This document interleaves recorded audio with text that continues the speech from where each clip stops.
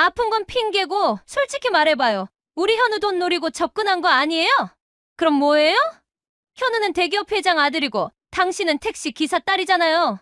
뻔한 거 아니에요? 택시기사 딸이라고 무시당했던 여성이 시어머니에게 한마디로 복수한 충격적인 이야기가 지금 시작됩니다. 그 전에 잠깐 구독과 좋아요 눌러주시면 큰 힘이 됩니다. 영상 속 인물과 장소는 가명으로 재구성하였습니다. 세상에서 가장 행복한 순간이란 게 이런 걸까? 유세연은 강현우의 손을 꼭 잡고 걸으며 그런 생각을 했습니다. 이른 봄 바람이 살짝 차가웠지만 두 사람의 마음만큼은 따뜻했죠. 정말 괜찮을까? 세연이 작은 목소리로 물었습니다. 뭐가? 현우가 걸음을 멈추고 세연을 바라봤어요. 상견례 말이야. 우리 집이랑 너희 집이랑 너무 다르잖아. 현우는 세연의 어깨를 가만히 안으며 말했습니다. 사랑하는 건 우리잖아. 부모님들이 사랑하는 게 아니고. 세연은 현우의 말에 안심했지만 마음 한구석에는 여전히 불안함이 남아 있었어요. 아버지 유건태는 시골에서 택시를 운전하며 평생을 검소하게 살아왔고 현우의 부모님은 건설 대기업을 운영하는 부유한 집안이었거든요. 며칠 후 드디어 상견례 날이 왔습니다. 강남에 있는 고급 레스토랑에서 만나기로 했죠. 세연은 아버지와 함께 조금 일찍 도착해서 기다리고 있었어요.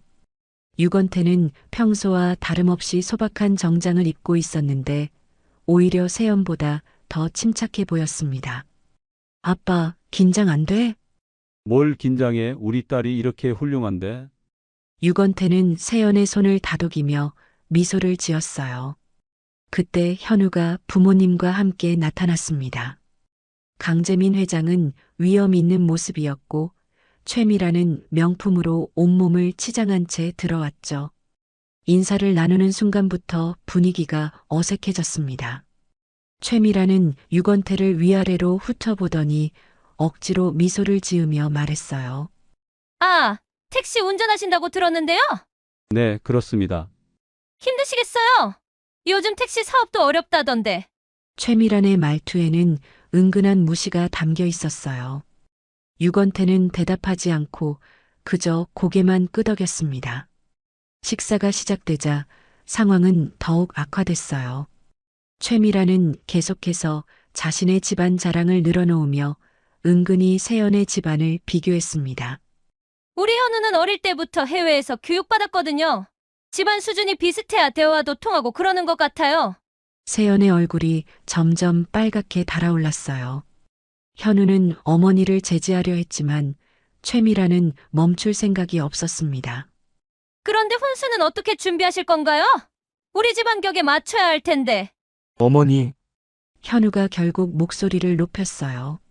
하지만 최미라는 아랑곳하지 않고 계속했습니다. 현실적인 얘기를 해야죠. 결혼이라는 게 그렇게 만만한 게 아니에요. 유건태는 내내 조용히 듣고만 있었어요. 그의 표정에는 분노보다는 깊은 실망이 스며 있었습니다. 세연은 참다 못해 자리에서 일어났어요. 죄송합니다. 화장실 좀. 세연이 자리를 뜨자 최미라는 더욱 노골적으로 말했습니다. 솔직히 말씀드리면 우리 현우한테는 좀 아까운 것 같아요. 집안 차이가 너무 나니까. 그 순간 유건태의 눈빛이 차갑게 변했습니다. 하지만 그는 여전히 조용히 말했어요. 사람을 판단하는 기준이 뭔지 다시 한번 생각해 보시기 바랍니다. 뭐라고요? 제 딸이 어떤 사람인지도 모르시면서 함부로 평가하시는군요. 유건태의 목소리는 낮았지만 단호했습니다. 최미라는 당황한 듯 강재민을 쳐다봤지만 강재민 역시 별말 없이 술만 마셨어요. 결국 상견례는 차가운 분위기 속에서 끝났습니다. 집으로 돌아가는 길에 세연은 계속 울었어요. 미안해, 아빠 나 때문에. 괜찮다, 사람은 원래 그런 거야. 유건태는 딸의 눈물을 닦아주며 말했습니다. 하지만 그의 마음속에는 이미 결심이 서고 있었어요. 상견례 이후 며칠이 지났지만 세연의 마음은 여전히 무거웠습니다. 현우는 어머니를 설득해보겠다고 했지만 최미란의 태도가 쉽게 바뀔 것 같지는 않았어요. 세연아, 우리 집에서 같이 살자. 어느 날 현우가 갑자기 제안했습니다. 어머니가 마음을 바꾸실 때까지 시간이 필요할 것 같아. 그동안 우리끼리라도 행복하게 지내자. 세연은 망설였어요. 결혼 전 동거라는 게 부담스럽기도 했고 아버지가 뭐라고 할지도 걱정됐거든요. 하지만 현우의 간절한 표정을 보니 거절할 수가 없었습니다. 유건태에게 이야기했을 때 예상과 달리 아버지는 흔쾌히 동의했어요. 좋은 생각이다. 결혼 전에 서로를 더 잘 알아가는 것도 필요하지. 며칠 후 세연은 아버지가 마련해준 작은 아파트로 이사했습니다. 강남은 아니었지만 깔끔하고 아늑한 곳이었어요. 현우는 그 아파트가 마음에 든다며 진심으로 기뻐했습니다. 여기 정말 좋다. 우리 둘만의 공간이네. 현우는 세연과 함께 장을 보고 함께 요리하고 함께 청소하며 소소한 일상을 즐겼어요. 회사에서 피곤해 돌아와서도 세연과 함께하는 시간만큼은 행복해했습니다. 우리 집 분위기랑 완전 달라. 여기가 훨씬 편해. 현우의 말에 세연도 점점 마음이 놓였어요. 둘만의 생활이 생각보다 평화롭고 달콤했거든요. 하지만 그 평화는 오래가지 못했습니다. 어느 토요일 오후 세연이 심한 두통으로 침대에 누워 있을 때였어요. 현우는 회사 긴급회의로 나간 상태였습니다. 그때 초인종이 울렸어요. 누구세요? 현우 어머니예요. 문 좀 열어줘요. 세연은 깜짝 놀랐습니다. 미리 연락도 없이 갑자기 찾아오다니. 급히 일어나 문을 열었지만 두통 때문에 비틀거렸어요. 어머님, 안녕하세요. 미리 말씀해 주시지. 현우는 어디 갔어요? 최미라는 인사도 제대로 받지 않고 집 안으로 들어왔습니다. 세연의 창백한 얼굴은 아랑곳하지 않고 집안을 둘러보기 시작했어요. 이게 뭐예요? 이런 곳에서 우리 현우가 살고 있다고요? 최미란의 목소리에는 노골적인 불쾌감이 담겨 있었습니다. 세연은 어지러움을 참으며 대답했어요. 죄송합니다. 몸이 좀 안 좋아서. 아픈 척하지 말고 제대로 설명해봐요. 현우를 이런 곳에 살게 하다니. 최미란은 거실을 지나 부엌으로 향했어요. 그리고 냉장고 문을 거침없이 열어보기 시작했습니다. 이게 뭐예요? 냉장고에 이것밖에 없어요? 현우한테 제대로 먹을 것도 안 챙겨주고? 어머님, 현우가 좋아하는 음식들로. 이런 걸 좋아한다고요? 말도 안 돼. 최미란은 냉장고 안의 반찬들을 하나하나 꺼내보며 혀를 찼습니다. 세연은 점점 어지러워져서 벽에 기댔어요. 그리고 이 집은 뭐예요? 전세금이 얼마나 돼요? 그건 택시 운전하는 아버지가 이런 집을 마련할 수 있을 리 없잖아요. 설마 빚이라도 졌나요? 최미란의 추궁은 계속됐습니다. 세연은 머리가 점점 더 아파와서 제대로 대답할 수가 없었어요. 어머님, 죄송하지만 오늘은 몸이.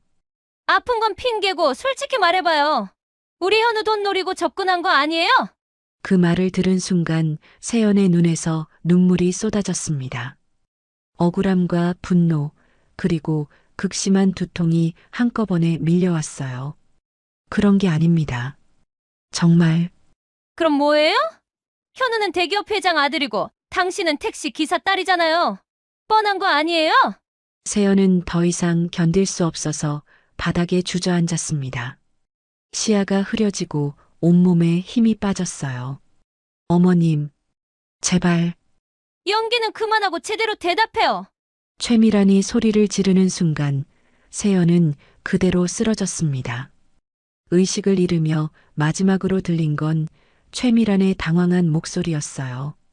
1시간 후 응급실에서 눈을 뜬 세연 옆에는 현우가 앉아 있었습니다.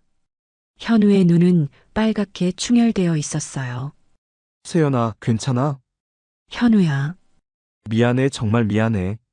어머니가 그런 말씀을 하셨다니. 현우는 세연의 손을 꼭 잡고 계속 사과했습니다. 하지만 세연의 마음속 상처는 쉽게 아물 것 같지 않았어요. 그날 밤 유건태는 병원에서 딸의 손을 잡고 조용히 생각에 잠겼습니다. 딸의 창백한 얼굴을 보며 평생 지켜온 신념을 바꿀 때가 왔다는 걸 깨달았어요.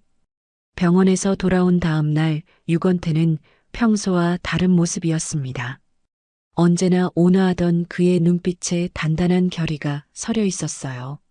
세연은 여전히 몸이 좋지 않아 침대에서 쉬고 있었고 현우는 죄책감에 시달리며 그녀 곁을 지키고 있었습니다.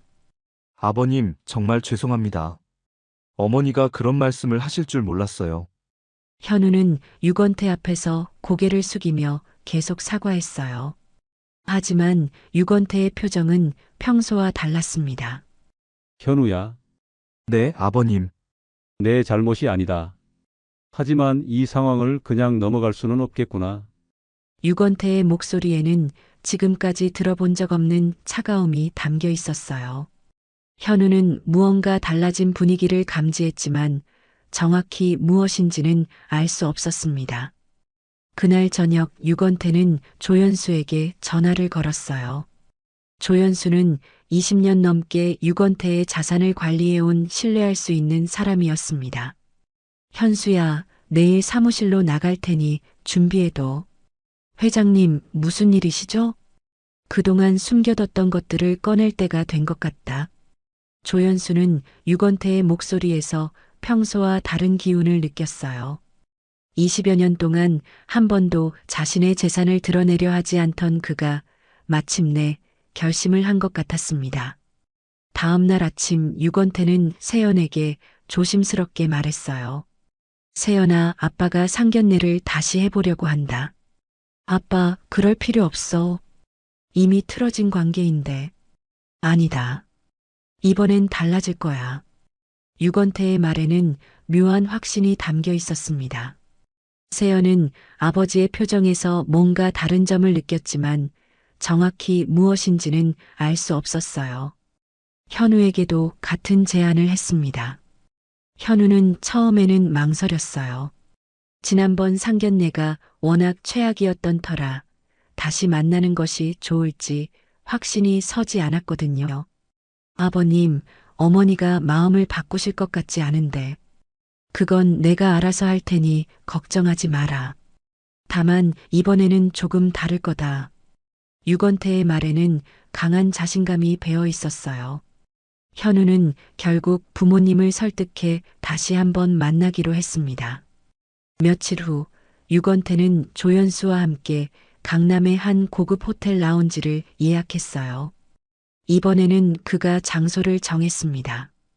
회장님, 정말 괜찮으시겠어요? 25년 동안 참아왔는데 이제 그만할 때가 됐다. 유건태는 평생 검소하게 살아왔지만 그렇다고 해서 가난한 건 아니었어요. 오히려 그 반대였습니다. 그는 강남 일대의 주요 부동산을 소유한 숨은 거부였거든요. 다만 딸에게 올바른 가치관을 심어주기 위해 평생 그 사실을 숨겨왔을 뿐이었습니다. 상견례 당일 최미란과 강재민은 여전히 거만한 태도였어요. 특히 최미란은 지난번보다도 더 노골적으로 불쾌감을 드러냈습니다. 또 만나자고 하시더니 이번엔 또 뭘 말씀하려는 건가요? 지난번에 제가 좀 실례를 했나 봅니다. 유건태는 의외로 낮은 자세를 보였어요. 최미란은 그제야 조금 누그러진 표정을 지었습니다. 그러게요. 우리 현우 어머니한테 함부로 말하시면 안 되죠. 네, 앞으로는 조심하겠습니다. 유건태의 겸손한 태도에 최미란은 더욱 거만해졌어요. 마치 자신이 승리한 것처럼 여겼거든요. 그래도 현실은 현실이에요. 집안 차이가 이렇게 나는데 어떻게 결혼을 하겠어요? 그 부분에 대해서는 제가 준비한 게 있습니다. 유건태가 조연수에게 눈짓을 하자 조연수가 서류 봉투를 꺼냈어요. 유건태는 그 봉투를 천천히 열며 말했습니다. 혹시 이 호텔이 누구 소유인지 아십니까? 갑자기 그게 뭔 소리예요? 최미란이 당황하며 물었어요. 강재민도 의아한 표정을 지었습니다. 이 호텔 말입니다. 그리고 이 건물 전체도요. 유건태는 서류를 테이블 위에 놓았습니다. 부동산 등기부등본이었어요. 소유자란에는 분명히 유건태라는 이름이 적혀 있었습니다. 이게 뭐죠? 최미란의 목소리가 떨리기 시작했어요. 강재민은 서류를 자세히 들여다보며 얼굴이 점점 굳어갔습니다. 제 소유입니다. 이 호텔과 이 건물 전체가요. 순간 테이블이 조용해졌습니다. 최미란과 강재민은 믿을 수 없다는 표정으로 유건태를 바라봤어요. 그리고 유건태는 또 다른 서류를 꺼냈습니다. 하정건설에 투자한 자금도 제가 출자한 겁니다. 최미란의 얼굴이 하얗게 질렸습니다. 강재민은 서류를 다시 한번 자세히 들여다보며 손이 미세하게 떨리고 있었어요. 현우와 세연은 이 상황을 이해할 수 없어서 그저 당황한 채 아버지를 바라봤습니다. 이게 무슨 뜻이죠? 강재민이 떨리는 목소리로 물었어요. 유건태는 조용히 미소를 지으며 세 번째 서류를 꺼냈습니다. 하정건설 지분 30%도 제 명의로 되어 있습니다. 몰랐나요? 서류에는 분명히 유건태의 이름이 주주로 등재되어 있었어요. 강재민은 눈을 크게 뜨며 서류를 붙잡았습니다. 이건 이럴 수가. 회장님께서 자금난에 시달릴 때 도움을 드렸던 게 벌써 10년 전 일이네요.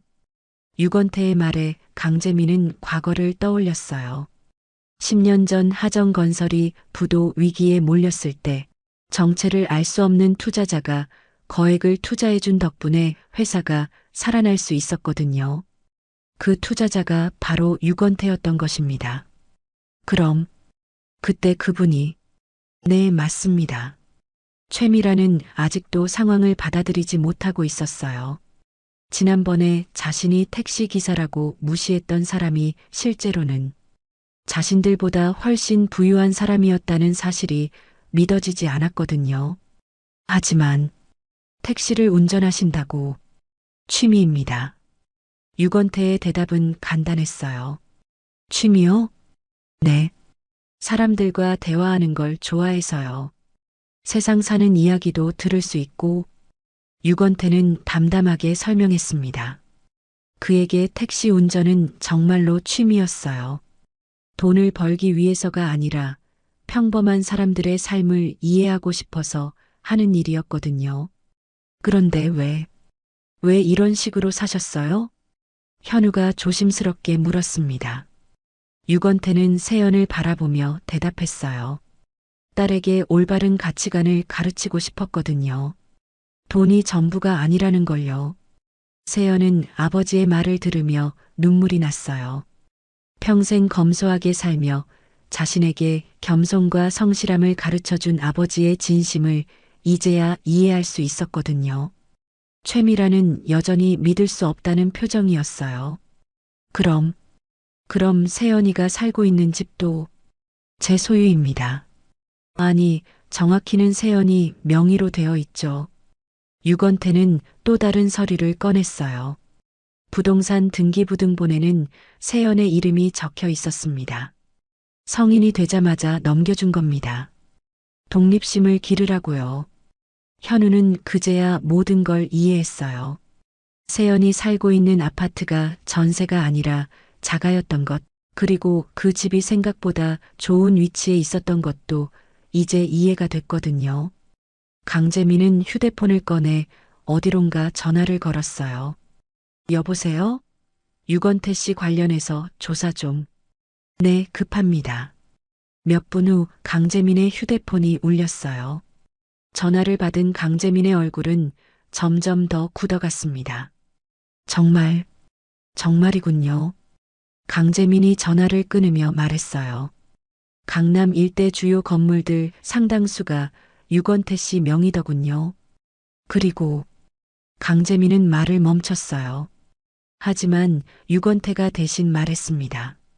그리고 지금 살고 계신 펜트하우스도 제 건물이죠. 최미란이 깜짝 놀라며 소리쳤어요. 뭐라고요? 강남 트리플 펜트하우스 말입니다.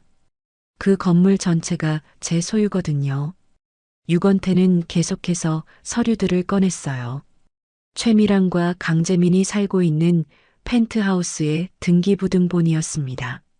소유자는 역시 유건태였어요. 그런데 임대료가 6개월째 밀려 있더군요. 유건태의 말에 최미란과 강재민은 아무 말도 할 수 없었어요. 하정건설의 자금 사정이 좋지 않아서 집 임대료까지 밀리고 있었던 게 사실이었거든요. 사실 관리사한테 독촉하라고 했는데 가족관계를 생각해서 참고 있었습니다. 순간 최미라는 자신이 그동안 얼마나 큰 실수를 했는지 깨달았어요. 자신이 무시하고 조롱했던 사람이 실제로는 자신들의 집주인이었고 회사의 최대 주주였던 것입니다. 아니, 이게 어떻게... 최미라는 말을 제대로 잇지 못했어요. 강재민도 마찬가지였습니다. 지난번 상견례에서 자신들이 얼마나 무례했는지 이제야 깨달았거든요. 유건태는 조용히 일어나며 말했어요. 오늘은 여기까지 하죠. 말씀드릴 것도 다 드렸고요. 잠깐요. 최미란이 급하게 유건태를 붙잡았어요. 오해가 있었습니다. 제가 몰라서. 하지만 유건태는 이미 마음을 정했어요. 유건태는 최미란의 손을 조용히 떼어내며 말했습니다. 오해가 아니었어요. 부인께서는 분명한 생각을 가지고 계셨죠. 아니에요. 정말 몰랐어서 그런 거예요. 최미란의 목소리는 점점 절망적으로 변해갔어요. 하지만 유건태의 표정은 차갑게 굳어 있었습니다. 사람을 돈으로 평가하신 거죠? 그렇다면 이제 그 기준으로 다시 판단해 보세요. 유건태는 조연수에게 다른 서류를 건네받았어요. 하정건설에 대한 투자 철회 통보서입니다. 뭐라고요? 강재민이 벌떡 일어섰어요. 얼굴이 하얗게 질린 채 유건태를 바라봤습니다. 농담이시죠? 농담할 일이 아니죠. 이미 법무팀에 지시했습니다. 유건태의 말이 끝나자마자 강재민의 휴대폰이 울렸어요. 회사에서 걸려온 전화였습니다. 여보세요? 뭐라고? 주가가 얼마나? 강재민의 얼굴이 점점 더 굳어갔어요. 전화를 끊은 후 그는 떨리는 목소리로 말했습니다. 주가가 반토막 났습니다. 하정건설은 겉으로는 대기업 같아 보였지만 실제로는 유건태의 투자금으로 겨우 버티고 있는 상황이었어요. 그의 투자금이 빠지면 회사가 부도날 수도 있었거든요. 회장님, 제발 다시 생각해 보세요. 강재민이 유건태 앞에 고개를 숙였어요. 하지만 유건태는 단호했습니다. 이미 결정된 일입니다. 제발요. 회사에 직원이 몇천 명인데 그건 회장님이 생각하실 문제죠. 저는 더 이상 관심 없습니다. 유건태는 세연의 손을 잡고 자리에서 일어났어요. 현우는 혼란스러운 표정으로 그들을 바라봤습니다. 아버님, 잠깐만요. 이건 너무... 현우야, 내가 선택해야 할 때가 왔다. 유건태는 현우를 똑바로 바라보며 말했어요. 부모님을 택할 것인지 세연이를 택할 것인지 현우는 대답할 수 없었어요. 갑작스러운 상황에 머릿속이 하얗게 되어버렸거든요. 며칠 후 하정건설의 상황은 더욱 악화됐습니다. 유건태의 투자 철회 소식이 알려지면서 다른 투자자들도 불안해하기 시작했어요. 주가는 계속 떨어졌고 회사 전체가 휘청거렸습니다. 최미란과 강재민은 펜트하우스에서 쫓겨날 위기에 처했어요. 임대료를 6개월이나 밀린 상황에서 유건태가 퇴거 통보를 내렸거든요. 어떻게 이런 일이... 최미란은 하루 종일 소파에 앉아 멍하니 있기만 했어요. 며칠 전까지만 해도 자신이 상류층이라고 생각했는데 순식간에 모든 게 무너져 버렸거든요. 당신이 그런 말을 해서 그런 거야. 강재민이 화를 내며 소리쳤어요.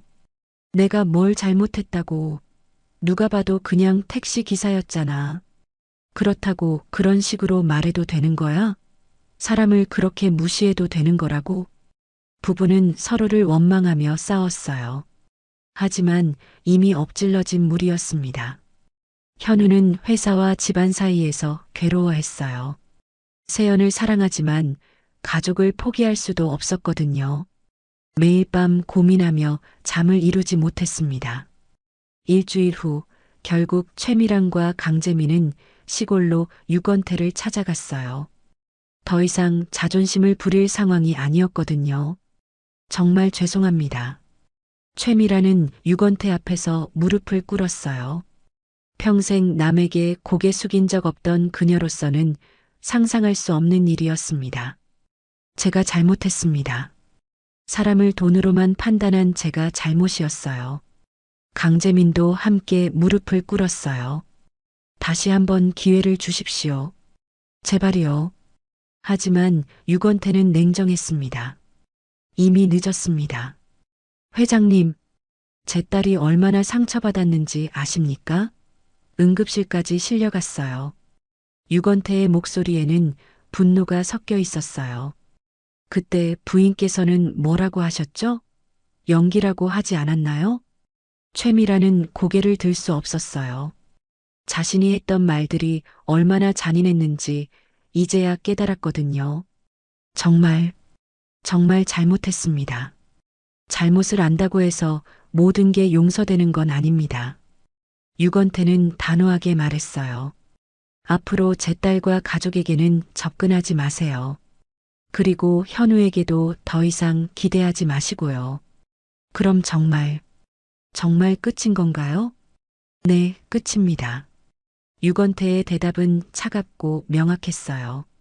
최미랑과 강재민은 절망에 빠진 채 그 자리에서 일어날 수 없었습니다.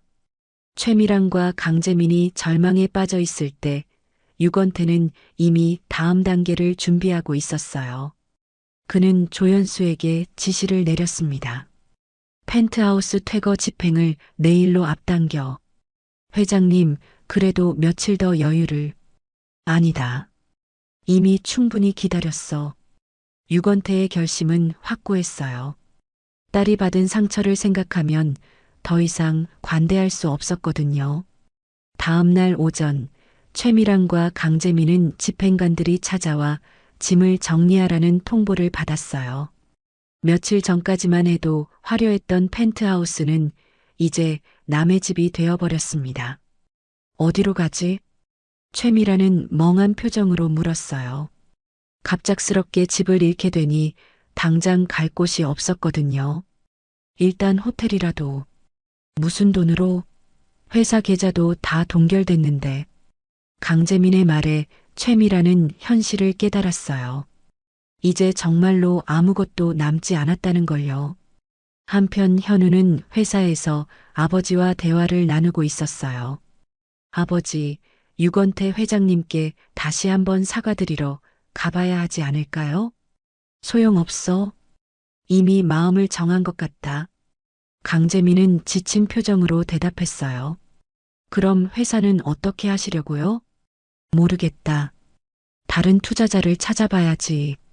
하지만 현실은 녹록하지 않았어요. 유건태가 투자를 철회한 이유가 알려지면서 다른 투자자들도 하정건설을 꺼리기 시작했거든요. 며칠 후 현우는 세연을 만나려고 했어요. 하지만 세연은 만나주지 않았습니다. 세연아, 제발 한 번만 만나자. 현우가 아파트 앞에서 기다리고 있을 때 유건태가 나타났어요. 현우야, 아버님, 집에 가거라. 아버님, 세연이와 저는 정말 사랑하는 사이예요. 사랑만으로 되는 게 아니다. 유건태는 현우를 똑바로 바라보며 말했어요. 내 부모님이 우리 세연이한테 한 일을 생각해봐라. 그리고 그때 너는 뭘 했지? 현우는 대답할 수 없었어요. 어머니가 세연을 괴롭힐 때 자신은 제대로 막지 못했거든요. 사랑한다면서 지켜주지도 못했잖아. 유건태의 말에 현우는 고개를 숙였어요. 앞으로는 우리 가족에게 접근하지 마라. 그게 서로를 위한 일이다. 며칠이 지나면서 하정건설의 상황은 더욱 악화됐어요.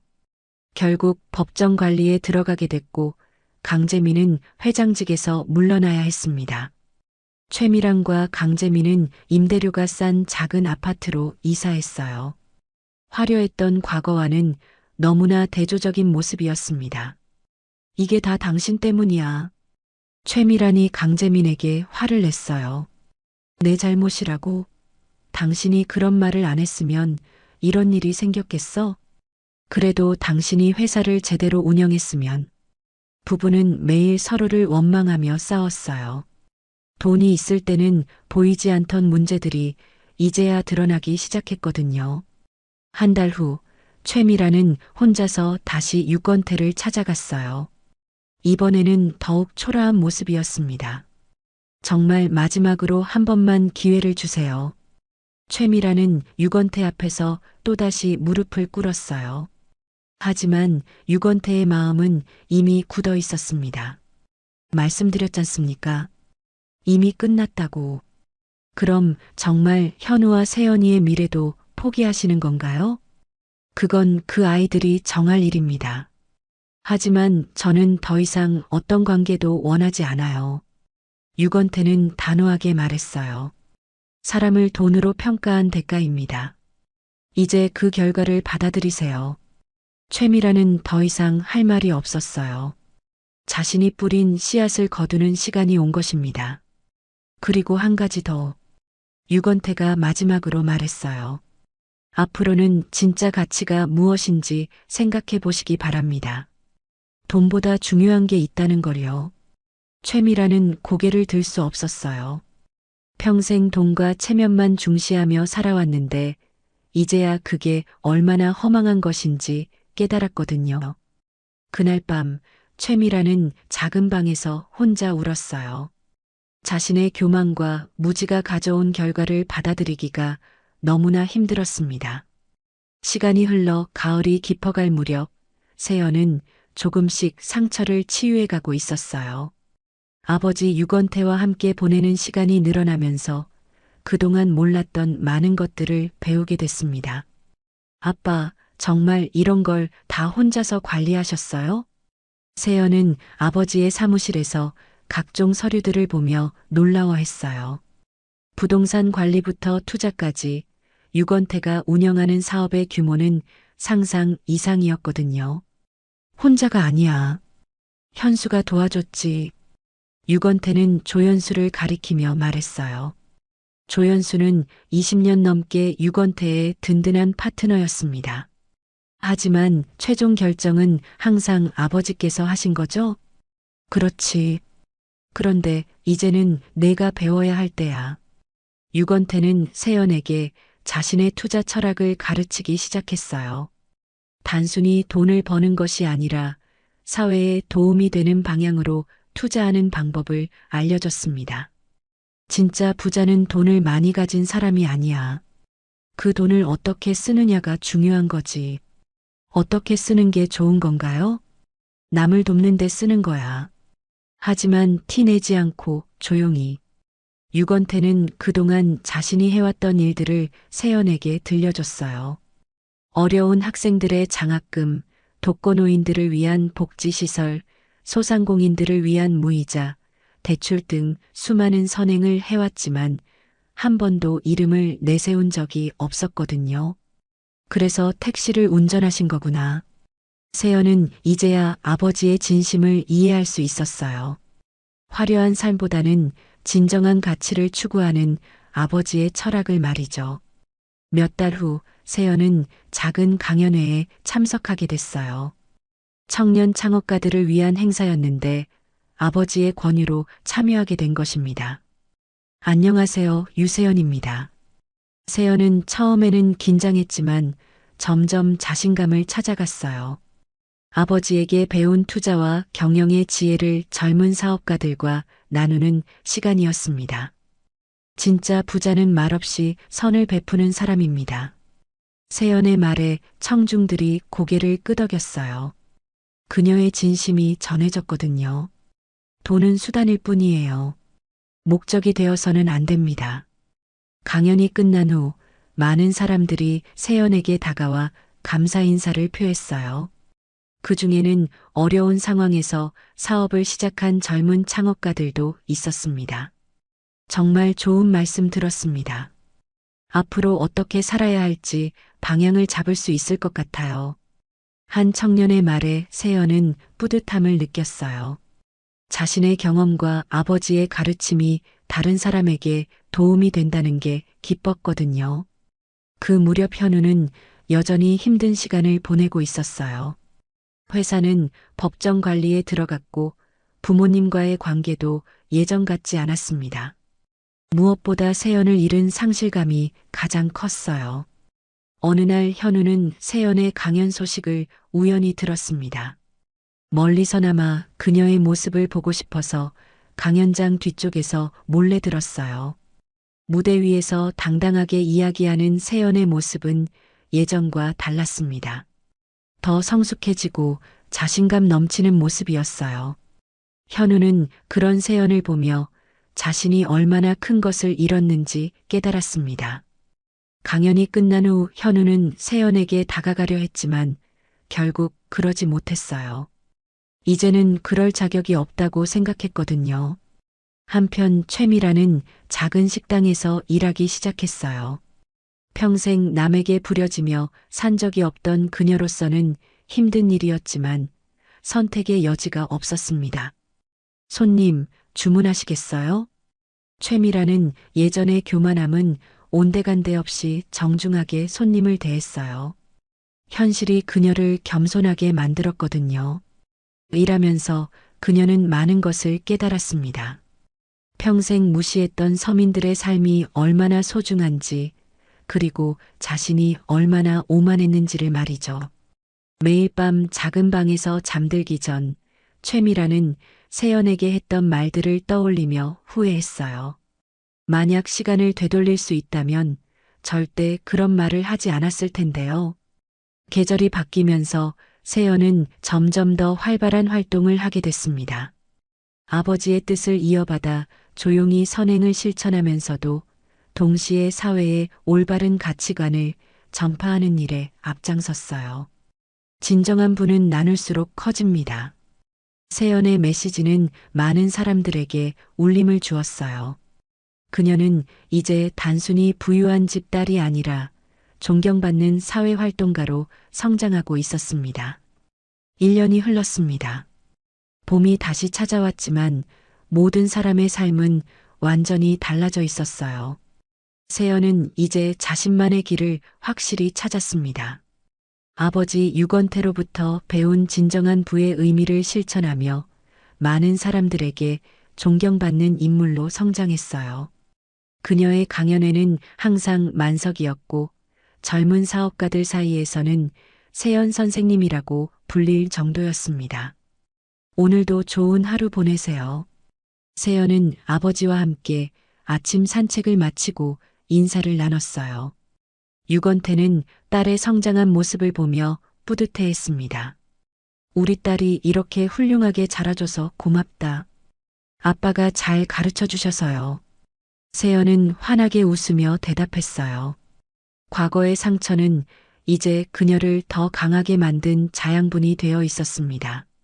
그날 오후 세연은 평소처럼 시내의 작은 카페에서 독서 모임을 가졌어요. 지역 청년들과 함께 책을 읽고 토론하는 시간이었습니다. 모임이 끝나고 저녁을 먹으러 근처 식당에 들어갔을 때 뜻밖의 사람과 마주쳤습니다. 어서 오세요. 카운터에서 주문을 받고 있던 사람은 최미란이었어요. 1년 전의 화려한 모습과는 전혀 다른 소박한 앞치마를 두른 모습이었습니다. 최미란도 세연을 알아봤어요. 순간 당황한 표정을 지었지만 곧 작은 목소리로 말했습니다. 뭘로 드릴까요? 세연은 잠시 망설였어요. 1년 전 자신에게 그토록 상처를 준 사람이었지만 지금의 최미란에게서는 예전의 교만함을 찾을 수 없었거든요. 김치찌개 하나 주세요.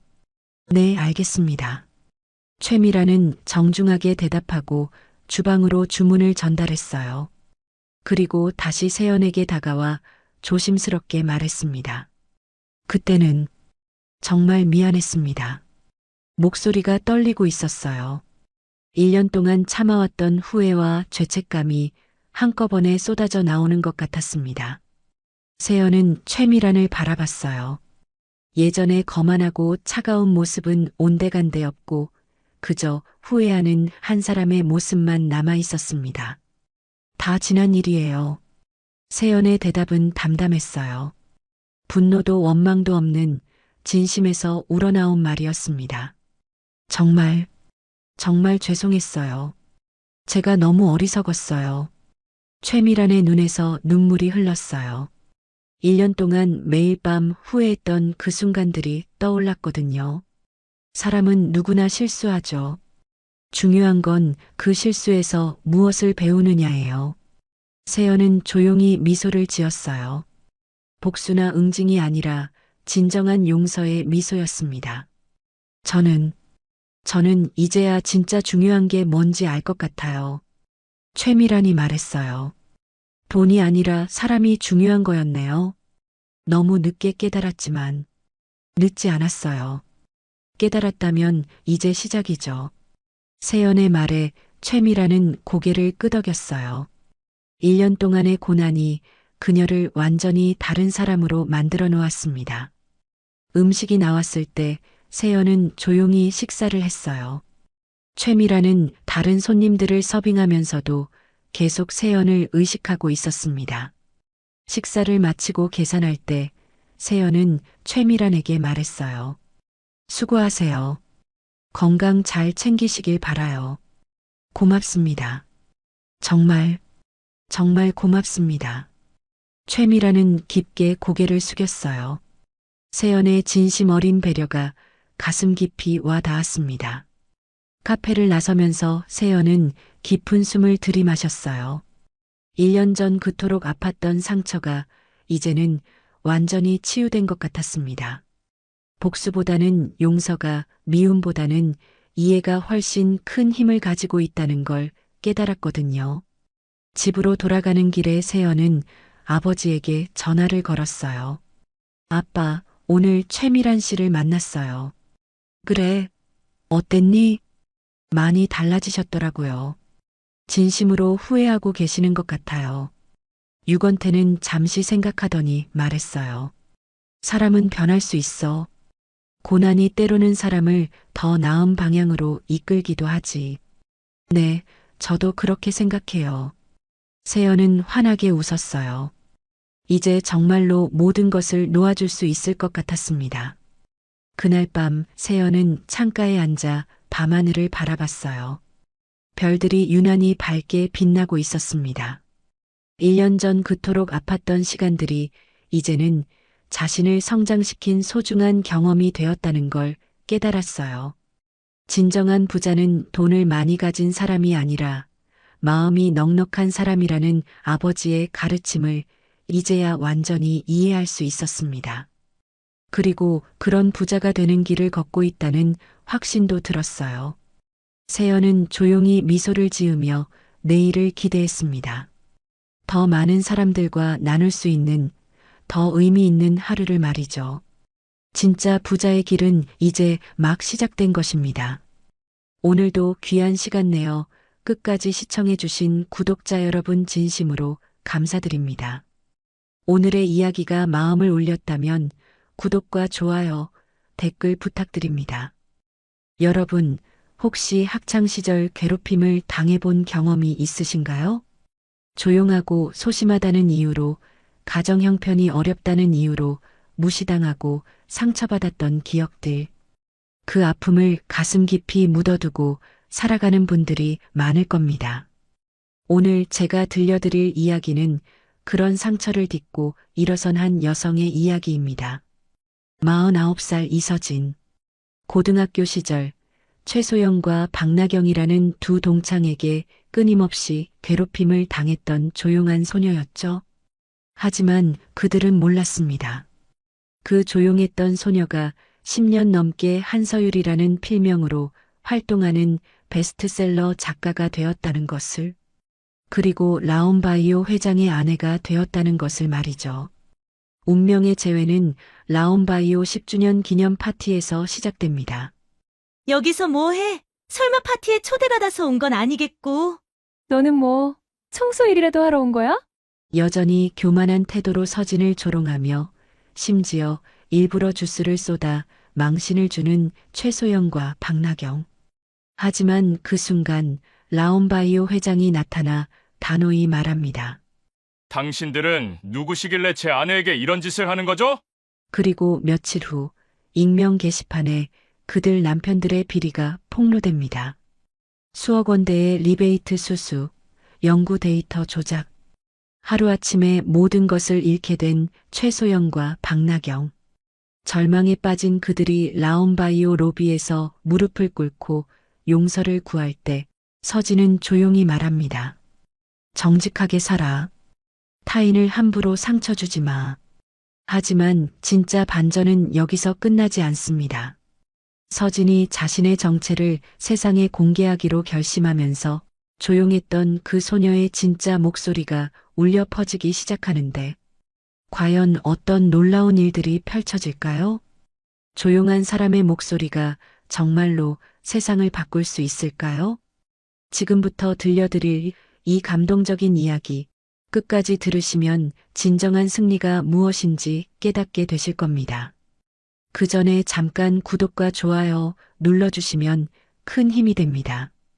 영상 속 인물과 장소는 가명으로 재구성하였습니다. 49살의 나이에도 아침 6시면 어김없이 눈이 떠집니다. 창문을 열어 신선한 공기를 들이마시며 하루를 시작하죠. 오늘도 어제와 같은 일상이 기다리고 있어요. 커피 한 잔을 우려내고 서재로 향하는 발걸음이 익숙합니다. 책상 위에는 어젯밤 마저 쓰지 못한 원고가 그대로 놓여 있어요. 한서율이라는 필명으로 활동한 지 벌써 10년이 넘었습니다. 베스트셀러 작가라는 타이틀이 따라다니지만 정작 내 진짜 이름을 아는 사람은 거의 없죠. 출판사 편집자와 남편 기훈이 정도가 전부입니다. 서진아, 아침 먹자. 기훈의 목소리가 복도 끝에서 들려와요. 따뜻하고 든든한 그 목소리를 듣고 있으면 마음이 편안해집니다. 결혼한 지 20년이 넘었지만 여전히 나를 소중히 여겨주는 사람이죠. 식탁에 앉아 기훈과 마주보며 토스트를 베어 물었습니다. 그가 신문을 펼쳐들고 있을 때 문득 입을 열어요. 회사 10주년 기념 파티 말인데. 응, 꼭 같이 가야 해. 내가 없으면 의미가 없어. 기훈은 신문에서 시선을 떼며 미소를 짓습니다. 라온바이오라는 회사를 일궈낸 그에게 이번 파티는 특별한 의미가 있을 거예요. 하지만 나에게는 부담스럽기만 하죠. 사람들 앞에 나서는 것이 언제나 어색하고 불편합니다. 오후에는 동네 복지관으로 향했어요. 매주 화요일과 목요일 독서지도 봉사를 하고 있습니다. 아이들의 맑은 눈동자를 보고 있으면 마음이 따뜻해져요.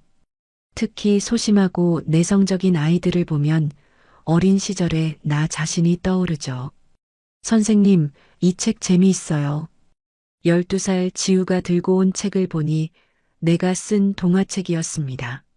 물론 지우는 작가가 바로 앞에 앉은 나라는 사실을 모르죠. 그저 재미있는 이야기를 써준 한서율 작가에게 고마워할 뿐입니다. 집으로 돌아오는 길, 편의점에서 라면을 사며 계산대 직원과 인사를 나눴어요. 이런 소소한 일상들이 나에게는 소중합니다. 화려하지 않지만 평온하고 안정적인 하루하루가 쌓여 지금의 내가 되었죠. 저녁 무렵 기훈이 퇴근하며 꽃다발을 들고 왔습니다. 먼 날도 아닌데 웬 꽃이야? 그냥 사고 싶어서. 우리 서진이 예쁘니까. 10살 연상인 기훈이지만 여전히 이런 깜짝 선물을 해주곤 해요. 꽃을 꽂으며 거울 속 내 모습을 바라봤습니다. 조용하고 평범해 보이는 여자. 하지만 그 안에는 아무도 모르는 이야기들이 가득 차 있죠. 밤이 되어 다시 원고 앞에 앉았습니다. 새로운 소설의 첫 문장을 고민하며 키보드를 두드려요. 조용한 일상 속에서도 내 마음은 언제나 글과 함께 살아 숨쉬고 있습니다. 며칠 후 드디어 파티 당일이 되었습니다. 아침부터 무엇을 입을지 고민하다가 결국 하얀색 정장을 선택했어요.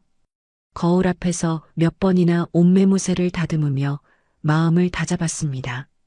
라온바이오 10주년 기념 파티가 열리는 호텔 로비는 화려한 조명과 사람들로 가득했습니다. 하얀색 정장을 입고 기운의 팔짱을 낀 채 입구를 들어서는데 가슴이 두근거려요. 이런 자리는 여전히 익숙하지 않습니다. 긴장하지 마. 내가 옆에 있잖아.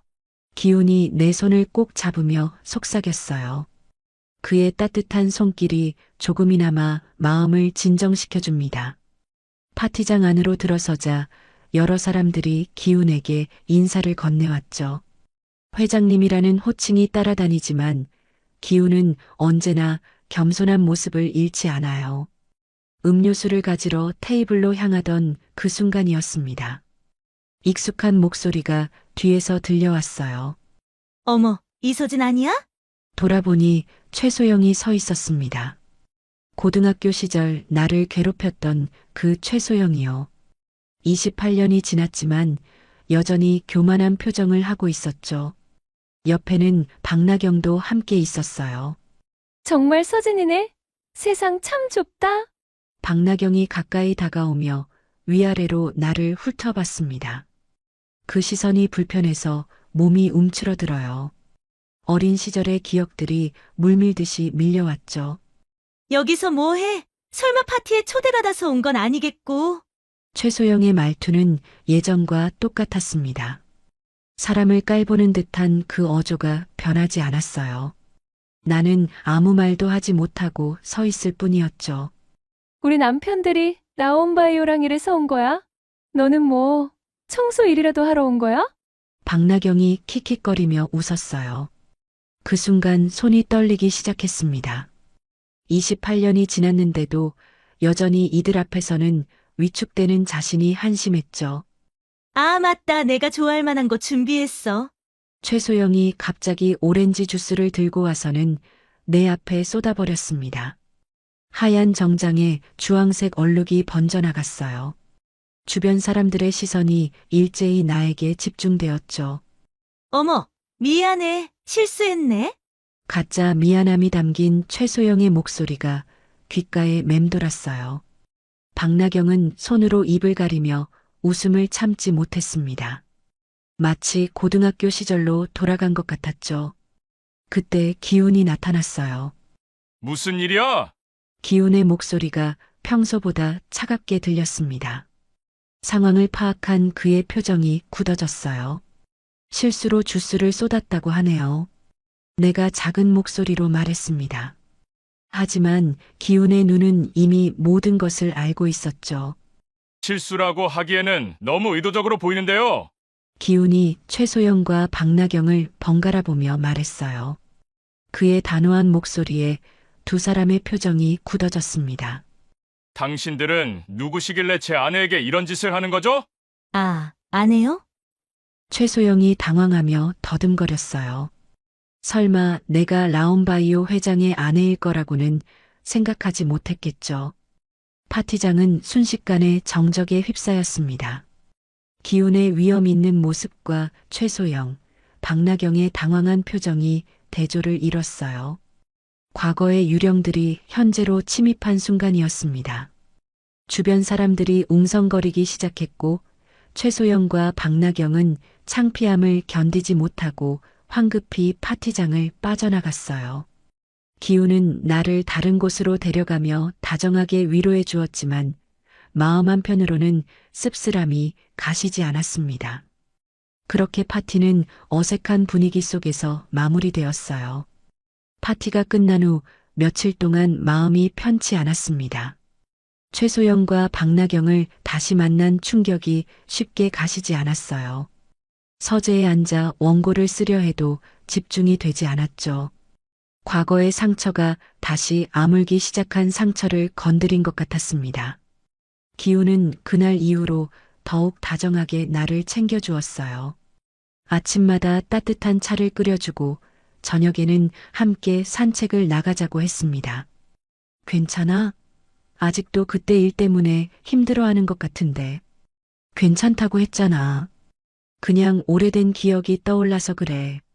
사실 괜찮지 않았어요. 하지만 기훈에게 더 이상 걱정을 끼치고 싶지 않았습니다. 목요일 아침 기훈이 평소보다 일찍 회사로 나갔어요. 중요한 회의가 있다고 했었죠. 나는 여느 때처럼 복지관 봉사를 마치고 집으로 돌아왔습니다. 저녁 무렵 기훈의 전화가 걸려왔어요. 서진아, 오늘은 좀 늦을 것 같아. 회사에 급한 일이 생겼어. 무슨 일인데? 내부 감사 때문에 바빠. 자세한 건 집에 가서 이야기할게. 기훈의 목소리가 평소보다 무거웠습니다. 뭔가 심각한 일이 벌어진 것 같았어요. 밤 10시가 넘어서야 기훈이 집에 돌아왔어요. 얼굴이 많이 피곤해 보였습니다. 무슨 일이야? 얼굴이 안 좋아 보여. 거실 소파에 앉은 기훈이 깊게 한숨을 쉬었어요. 익명 게시판에 우리 회사 내부 비리 제보가 올라왔어. 연구소 부장 정우식이랑 협력업체 담당자 유정민이 리베이트를 받았다는 내용이었어. 정우식과 유정민. 그 이름들이 낯익었어요. 파티에서 최소영과 박나경이 자신들의 남편이라고 소개했던 사람들이었죠. 그래서 어떻게 됐어? 일단 내부 감사팀을 꾸려서 조사에 들어갔어. 오늘 하루 종일 관련 자료들을 점검했는데 기훈이 말을 멈추고 고개를 저었습니다. 사실이야. 전부 다 사실이었어. 정우식은 연구 데이터를 조작해서 불필요한 장비를 구매하도록 했고 유정민은 그 과정에서 상당한 리베이트를 챙겼어. 가슴이 답답해졌어요. 기훈이 그렇게 정직하게 운영해온 회사에 이런 일이 벌어졌다니. 금액이 얼마나 돼? 수억 원이야. 게다가 이런 일이 한두 번이 아니었어. 몇 년 동안 계속되어 온 일이었다고. 기훈의 목소리에 분노와 실망이 섞여 있었어요. 믿었던 직원들에게 배신당한 기분이겠죠. 내일 이사회를 열어서 두 사람 모두 해임 조치를 내릴 거야. 그리고 관련 협력업체와의 계약도 전부 해지하기로 했어. 잘한 결정이야. 잘못한 사람들은 당연히 책임을 져야지. 나는 기훈의 손을 잡으며 말했습니다. 그의 원칙적인 모습이 자랑스러웠어요. 그날 밤 잠이 오지 않아 창밖을 바라보았습니다. 최소영과 박나경의 남편들이 그런 일을 저질렀다니. 파티에서 나를 무시하며 우쭐댔던 그들의 모습이 떠올랐어요. 과연 내일부터 그들의 삶이 어떻게 변할지 궁금했습니다. 정의는 늦더라도 반드시 실현된다는 말이 있죠. 그 말이 현실이 되는 순간을 목격하고 있는 것 같았어요. 다음 날 아침 뉴스에서 라온바이오의 내부 비리 사건이 보도되었습니다. 기훈이 신속하게 대처한 덕분에 회사의 투명한 자정 노력이 긍정적으로 평가받고 있었어요. 하지만 정우식과 유정민은 하루아침에 모든 것을 잃게 되었죠. 회사 분위기는 어때? 아침 식사를 하며 기훈에게 물었습니다. 충격을 받은 직원들이 많아. 그래도 다들 올바른 결정이었다고 생각하는 것 같아. 기훈은 여전히 피곤해 보였지만 어제보다는 표정이 밝아진 것 같았어요. 오후에 복지관에서 봉사를 마치고 집으로 돌아오는 길에 편의점에 들렀습니다. 계산을 하는데 뒤에서 익숙한 목소리가 들렸어요. 이것도 안 되고 저것도 안 되고 아이들 우유도 못 사겠네. 돌아보니 박나경이었습니다. 며칠 사이에 많이 초췌해진 모습이었어요. 예전의 거만한 모습은 온데간데 없이 사라졌죠. 박나경은 나를 알아보고는 당황한 표정을 지었습니다. 하지만 도망갈 수도 없는 상황이었어요. 서진아. 응, 안녕. 나는 담담하게 대답했습니다. 박나경의 눈가가 붉어져 있었어요. 우리 때문에 이런 일이 생긴 건 아니지? 무슨 말이야? 파티에서 우리가 너무 심하게 했잖아. 그래서 복수하려고.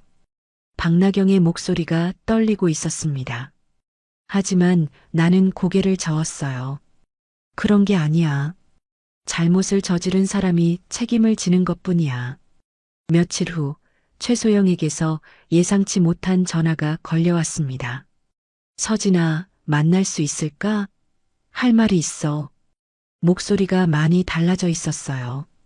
예전의 오만한 톤은 전혀 찾아볼 수 없었습니다. 카페에서 만난 최소영은 완전히 다른 사람이 되어 있었어요. 머리도 제대로 손질하지 않았고 화장도 엉성했습니다. 우식이가 해고당했어. 업계에서 완전히 매장당했다고 해. 최소영이 커피잔을 붙잡고 말했어요. 아이들 학교에서도 소문이 났어. 친구들이 피하기 시작했다고. 그동안 남편의 지위로 유지해왔던 모든 것들이 무너지고 있었던 거죠. 서진아, 정말 미안해. 그때 우리가 너무 심했어.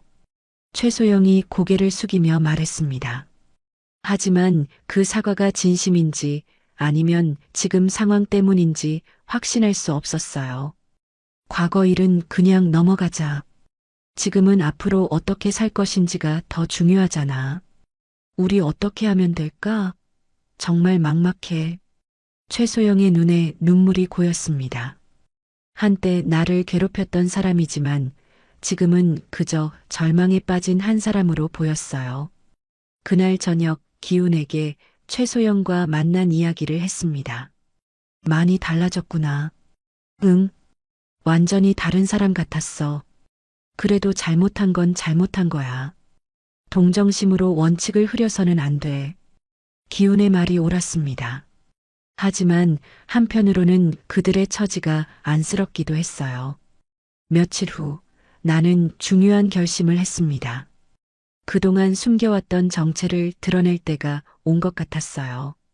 한서율이라는 필명 뒤에 숨어있던 진짜 이서진을 세상에 보여주기로 한 거죠. 출판사에 전화를 걸어 공식 출판 기념회 개최를 요청했습니다. 이제는 조용히 숨어 지낼 때가 아니라고 생각했어요. 출판 기념회 준비는 생각보다 복잡했습니다. 10년 넘게 필명으로만 활동하다가 갑자기 실명을 공개하는 것이니까요. 출판사 편집장도 처음에는 당황했어요. 정말 괜찮으시겠어요? 한번 공개하면 되돌릴 수 없는데. 네, 결심했어요. 이제는 숨지 않을 거예요. 기념회 장소는 시내 유명한 문화센터로 정했습니다.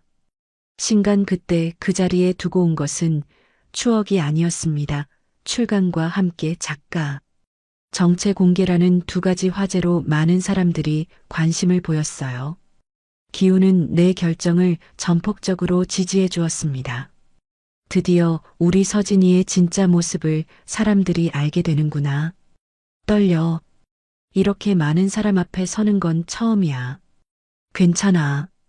내가 쓴 글들이 얼마나 많은 사람들에게 위로가 되었는지 알고 있잖아. 출판 기념회 당일 문화센터 강당은 300명의 관객들로 가득 찼습니다. 독자들뿐만 아니라 언론사 기자들도 많이 왔어요. 라온바이오 직원들도 상당수 참석했죠. 무대 뒤에서 기다리며 가슴이 두근거렸습니다. 손에 땀이 날 정도로 긴장되었어요. 이서진 작가님, 준비되셨나요? 사회자가 다가와서 물었습니다. 나는 깊게 숨을 들이마시고 고개를 끄덕였어요. 안녕하세요. 오늘 이 자리에서 처음으로 여러분께 인사드리게 된 작가 이서진입니다. 무대에 올라 마이크 앞에 서자 조명이 눈부셨어요. 하지만 관객들의 따뜻한 박수 소리가 긴장을 풀어주었습니다. 10년 넘게 한서율이라는 필명으로 여러분을 만나왔는데 오늘 처음으로 제 진짜 이름을 밝히게 되었습니다. 관객석에서 탄성이 터져 나왔어요. 많은 사람들이 깜짝 놀란 표정을 짓고 있었습니다. 이번 신간 그때 그 자리에 두고 온 것은 추억이 아니었습니다는. 제가 직접 겪었던 학창 시절의 상처와 그것을 극복해가는 과정을 담은 이야기입니다. 목소리가 떨렸지만 계속 말을 이어갔어요. 조용하고 소심했던 저는 오랫동안 상처받은 기억들을 마음 깊은 곳에 묻어두고 살았습니다. 하지만 그 상처들이 결국 저를 글쓰는 사람으로 만들어 주었어요. 관객들이 숨을 죽이며 집중하고 있었습니다.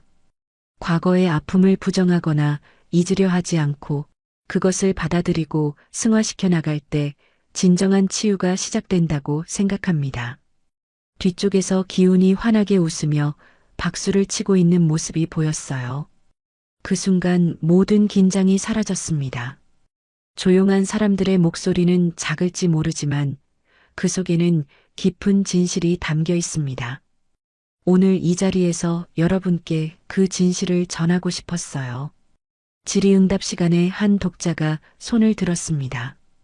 작가님의 글을 읽으며 많은 위로를 받았는데 실제로 이런 경험을 하셨던 분이라니 더욱 감동적입니다. 감사합니다. 혼자만의 아픔이라고 생각했는데 많은 분들이 공감해 주셔서 용기가 생겼어요. 기념회가 끝난 후 사인회를 진행했습니다. 500권이 넘는 책에 사인을 해드렸죠. 독자들의 따뜻한 말들이 마음을 울렸어요. 라온바이오 직원들도 여러 명 와서 책을 샀습니다. 그들은 회장님의 아내가 이런 훌륭한 작가였다는 사실에 놀라워했어요. 집으로 돌아오는 차 안에서 기훈이 말했습니다. 정말 자랑스러워. 오늘 내 모습이 너무 당당하고 아름다웠어. 고마워. 이제야 진짜 내가 된 것 같아. 그날 밤 뉴스에서도 출판 기념회 소식이 나왔습니다. 조용했던 내 삶에 큰 변화가 시작되고 있었어요. 출판 기념회 이후 며칠 동안 언론의 관심이 계속되었습니다. 인터뷰 요청도 많이 들어왔지만 대부분 정중히 거절했어요. 아직은 조용히 지내고 싶었거든요. 화요일 오후 복지관에서 봉사를 마치고 나오는데 휴대폰이 울렸습니다. 모르는 번호였어요. 여보세요? 서진아, 나 소영이야. 최소영의 목소리였습니다. 며칠 전보다 더 초췌해진 것 같았어요. 응, 무슨 일이야? 만날 수 있을까? 나경이랑 같이. 꼭 할 말이 있어. 목소리에 절박함이 묻어났습니다. 뭔가 심각한 일이 생긴 것 같았어요. 언제, 어디서? 지금 당장 라온바이오 로비에서 기다리고 있어. 제발. 전화가 끊어졌습니다. 급히 택시를 타고 라온바이오로 향했어요. 무슨 일인지 궁금하면서도 한편으로는 불안했습니다. 회사 로비에 도착하니 최소영과 박나경이 구석진 곳에 앉아 있었어요. 두 사람 모두 며칠 사이에 훨씬 말라 보였습니다. 특히 박나경은 눈이 많이 부어 있었어요. 왔구나. 가까이 다가가자 최소영이 일어났습니다. 그런데 갑자기 무릎을 꿇고 바닥에 앉았어요. 서진아, 정말 미안해. 박나경도 따라서 무릎을 꿇었습니다. 로비에 있던 사람들의 시선이 일제히 우리 쪽으로 향했어요. 야, 일어나. 사람들이 다 봐.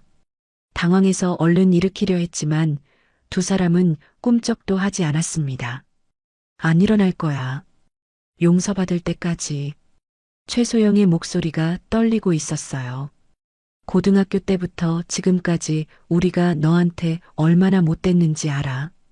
정말 인간 쓰레기 같았어. 박나경이 흐느끼며 말했습니다. 특히 파티에서 주스 쏟은 거 일부러 한 거 맞아. 우리가 정말 나쁜 년들이었어. 주변 사람들이 점점 많이 몰려들었어요. 회사 직원들도 무슨 일인지 궁금해하며 지켜보고 있었습니다. 그만해. 여기서 이러지 마. 안 돼. 이제라도 제대로 사과하고 싶어. 최소영이 고개를 들어 나를 바라봤어요. 눈물과 콧물로 얼굴이 엉망이었습니다. 우리 남편들 일은 정말 우리가 잘못한 거야. 당연히 벌 받아야 해. 하지만 우리 아이들까지 피해를 받게 된 걸 생각하면 박나경이 말을 잇지 못하고 울음을 터뜨렸어요. 나는 깊게 숨을 들이마셨습니다. 이들의 절망적인 모습을 보니 복잡한 감정이 들었어요. 일어나. 단호하게 말하자 두 사람이 고개를 들었습니다. 사과는 받을게. 하지만 조건이 있어. 뭐든지 할게. 최소영이 간절한 표정으로 말했어요. 앞으로 정직하게 살아. 남을 함부로 무시하거나 상처 주는 일 절대 하지 마. 그럴게. 꼭 그럴게. 그리고 이건 확실히 해둘게. 남편들 일에는 내가 전혀 개입하지 않았어. 그건 순전히 그들이 저지른 잘못의 결과야. 두 사람이 고개를 끄덕였습니다. 하지만 개인적으로는 용서할게. 우리도 이제 40 넘은 나이인데 언제까지 과거에 얽매여 살 수는 없잖아. 최소영과 박나경이 안도의 한숨을 내쉬었어요. 고마워. 정말 고마워. 대신 진짜로 달라져야 해. 입으로만 하는 사과는 의미 없어. 그 순간 엘리베이터에서 기운이 내려왔습니다. 상황을 파악한 그가 우리 쪽으로 다가왔어요. 무슨 일이야?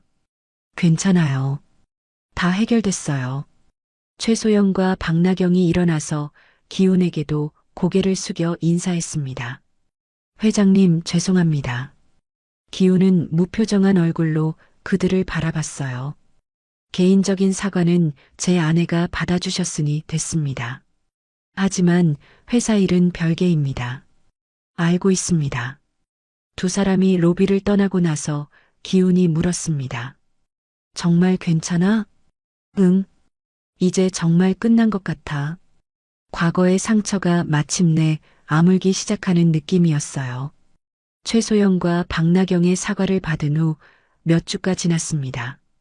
마음이 한결 가벼워졌어요.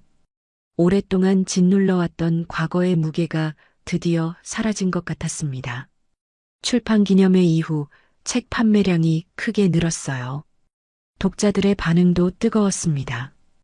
특히 학창시절 따돌림을 당했던 경험이 있는 분들이 많은 공감을 표해 주셨죠. 서진아, 좋은 소식이 있어. 어느 날 저녁 기훈이 환한 얼굴로 집에 들어왔습니다. 무슨 소식인데? 내 책이 올해 우수도서로 선정됐어. 그리고 한 재단에서 청소년 권장도서로 추천하기로 했다고 해. 정말 기쁜 소식이었어요. 내 이야기가 더 많은 사람들에게 전해질 수 있다는 뜻이었거든요. 그날 밤 나는 중요한 결정을 했습니다. 그동안 벌어들인 인쇄 수익으로 장학재단을 만들기로 한 거예요. 한서율 장학재단이라고 이름 지을까 해. 좋은 생각이야. 어떤 학생들을 도울 생각이야? 가정 형편이 어려운데도 공부를 포기하지 않는 아이들. 특히 혼자서도 꿋꿋하게 버텨내는 조용한 아이들을 도와주고 싶어. 기훈이 내 손을 잡으며 미소를 지었습니다. 역시 우리 서진이다운 생각이야. 장학재단 설립 준비는 생각보다 복잡했어요. 하지만 기훈이 많이 도와줘서 한 달 만에 모든 절차를 마칠 수 있었습니다. 첫 번째 장학금 대상자를 선정하는 과정에서 인상 깊은 학생들을 많이 만났어요. 부모님이 안 계시는데도 동생들을 돌보며 공부하는 고등학생, 아르바이트를 하면서도 전교 1등을 유지하는 중학생 등이 있었죠. 특히 김민지라는 16살 여학생이 기억에 남았습니다. 담임 선생님의 추천서를 읽어보니 나와 비슷한 상황이었어요. 얌전하고 조용한 성격이라 친구들과 잘 어울리지 못하지만 혼자서도 묵묵히 자신의 길을 걸어가는 아이입니다. 면접에서 만난 민지는 정말 어린 시절에 나와 닮아 있었어요. 말수는 적었지만 눈빛이 맑고 의지가 강해 보였습니다. 앞으로 뭐가 되고 싶어? 작가요. 사람들에게 위로가 되는 글을 쓰고 싶어요. 그 순간 가슴이 뭉클했습니다. 예전에 내가 그런 꿈을 꾸었던 것처럼요. 한편 라온바이오에서도 변화가 일어나고 있었어요. 기훈이 윤리 강령을 더욱 강화하고 투명 경영을 위한 시스템을 도입했습니다. 이번 일을 계기로 회사가 더 건전해진 것 같아. 그래야지. 정직하지 않으면 결국 무너지게 되어 있어. 기훈의 원칙적인 경영 철학이 직원들에게도 좋은 영향을 미치고 있었어요. 두 번째 소설 집필도 시작했습니다. 제목은 조용한 사람들의 큰 목소리로 정했어요. 이번에는 나처럼 조용하지만 각자의 자리에서 묵묵히 자신의 역할을 해내는 사람들의 이야기를 쓰려고 했습니다. 복지관에서 만나는 아이들, 동네 편의점 직원, 청소하시는 아주머니들까지 모두가 소중한 이야기를 가지고 있었어요. 선생님, 새 책은 언제 나와요? 복지관에서 만나는 지우가 물었습니다. 곧 나올 거야. 이번엔 더 재미있는 이야기로 쓸게. 와, 기대돼요. 아이들의 순수한 반응을 보면서 더욱 열심히 써야겠다는 생각이 들었어요. 어느 날 최소영에게서 문자가 왔습니다. 서진아, 고마워. 우리 가족 모두 정말 많이 달라졌어. 아이들도 이제 밝아졌고 우식이도 새로운 일 찾아서 열심히 하고 있어. 짧은 문자였지만 진심이 느껴졌어요. 그들도 새로운 삶을 시작하고 있는 것 같았습니다. 저녁 무렵 기훈과 함께 산책을 나갔습니다. 단풍이 물든 길을 걸으며 지난 몇 달을 돌아봤어요. 많은 일이 있었네. 그래도 모든 게 좋은 방향으로 흘러가고 있어. 맞아. 진실은 결국 드러나게 되어 있고 정직한 사람들이 결국 승리하는 것 같아. 조용했던 내 목소리가 이제는 많은 사람들에게 전해지고 있었습니다. 그것만으로도 충분히 의미 있는 일이었어요. 한서율 장학재단 첫 번째 장학금 수여식이 열리는 날이 다가왔습니다. 15명의 학생들이 선정되었고 각자 1년간 학비와 생활비를 지원받게 되었어요. 수여식 장소는 라온바이오 사옥 대강당으로 정했습니다. 떨려. 이런 식으로 공식 행사를 주관하는 건 처음이야. 아침부터 옷을 여러 번 갈아입으며 고민했어요. 기훈이 옆에서 웃으며 말했습니다. 괜찮아. 내가 하고 싶어서 시작한 일이잖아. 자신 있게 하면 돼. 수여식에는 학생들과 가족들뿐만 아니라 언론사 기자들도 참석했어요. 조용했던 내 삶에 이렇게 많은 관심이 쏠리다니 아직도 신기했습니다. 무대에 올라 마이크 앞에 서자 긴장되었지만 관객석에 앉은 학생들의 밝은 얼굴을 보니 마음이 차분해졌어요. 안녕하세요. 한서율 장학재단을 설립한 작가 이서진입니다. 따뜻한 박수가 터져 나왔습니다. 여러분과 같은 나이였을 때 저는 매우 조용하고 소심한 학생이었어요. 친구들과 어울리지 못하고 혼자서 책만 읽는 아이였죠. 학생들이 집중해서 듣고 있었어요. 그때는 그런 제 모습이 부끄럽고 한심하다고 생각했습니다. 왜 다른 아이들처럼 밝고 활발하지 못할까 하며 자책하기도 했어요. 김민지가 앞자리에 앉아 눈을 빛내며 바라보고 있었습니다. 하지만 나이가 들면서 깨달은 게 있어요. 조용한 사람들의 목소리는 결코 작지 않다는 거예요. 오히려 그 속에는 더 깊고 진실한 이야기들이 담겨 있습니다. 여러분도 지금은 힘들고 외로울 수 있어요. 가정 형편이 어렵거나 친구들과 잘 어울리지 못해서 속상할 수도 있겠죠. 하지만 그 모든 경험들이 여러분을 더 강하고 지혜로운 사람으로 만들어줄 거예요. 한 학생이 눈물을 흘리고 있는 모습이 보였어요. 정직하게 살아가세요. 남을 무시하거나 상처 주는 일은 하지 마세요. 그리고 여러분 자신을 믿으세요. 조용해도 괜찮고 느려도 괜찮습니다. 여러분만의 속도로 여러분만의 길을 걸어가면 됩니다. 장학금 수여가 끝난 후 학생들과 개별적으로 이야기를 나눴어요. 특히 민지와의 대화가 인상 깊었습니다. 선생님, 저도 언젠가 선생님처럼 될 수 있을까요? 물론이야. 내가 쓴 글 읽어봤는데 정말 감동적이었어. 계속 쓰다 보면 분명 훌륭한 작가가 될 거야. 고마워요. 용기가 생겨요. 민지의 환한 미소를 보며 어린 시절의 내가 떠올랐어요. 그때 누군가 이런 말을 해줬다면 얼마나 힘이 되었을까 싶었습니다. 수여식이 끝나고 며칠 후 고등학교 동창회 연락이 왔어요. 졸업한 지 30년 만에 처음 받는 연락이었습니다. 서진아, 나 반장했던 김태연이야. 동창회 하는데 꼭 와줘. 내가 유명한 작가라는 걸 이제 알았어. 망설였지만 결국 참석하기로 했어요. 이제는 과거를 피하지 않을 자신이 있었거든요. 동창회 장소는 학교 근처 식당이었습니다. 오랜만에 보는 동창들의 모습이 낯설면서도 반가웠어요. 모두들 나이가 들어 많이 변해 있었습니다. 서진아, 정말 오랜만이다. 어머, 서진이 맞아? 완전 달라졌네. 사람들이 반갑게 인사했어요. 예전과 달리 따뜻한 관심을 보여줬습니다. 최소영과 박나경도 와 있었어요.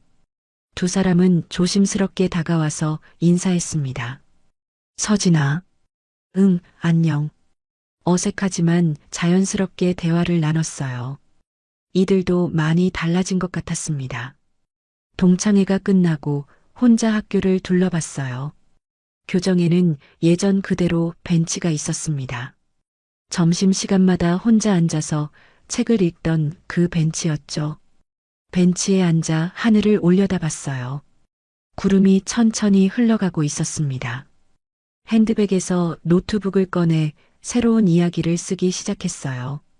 조용한 사람들의 큰 목소리의 마지막 장이었습니다. 조용했던 그 소녀는 이제 세상을 향해 당당히 말할 수 있게 되었다. 그동안 숨겨왔던 진짜 목소리로 키보드를 두드리는 소리가 고요한 교정에 울려 퍼졌어요. 예전에는 상상도 할 수 없었던 일이었습니다.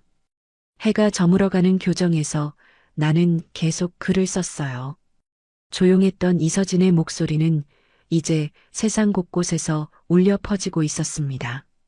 그 목소리가 누군가에게는 위로가 되고 누군가에게는 용기가 되고 있었죠. 과거의 상처는 이제 더 이상 나를 올가매지 않았어요. 오히려 그 경험들이 지금의 나를 만들어준 소중한 자산이 되었습니다. 조용한 사람의 목소리는 결코 작지 않다는 것을 이제 확실히 알게 되었어요. 그리고 그 목소리로 세상을 조금씩 변화시켜 나갈 수 있다는 것도요. 오늘도 귀한 시간 내어 끝까지 시청해주신 구독자 여러분 진심으로 감사드립니다. 오늘의 이야기가 마음을 울렸다면 구독과 좋아요, 댓글 부탁드립니다.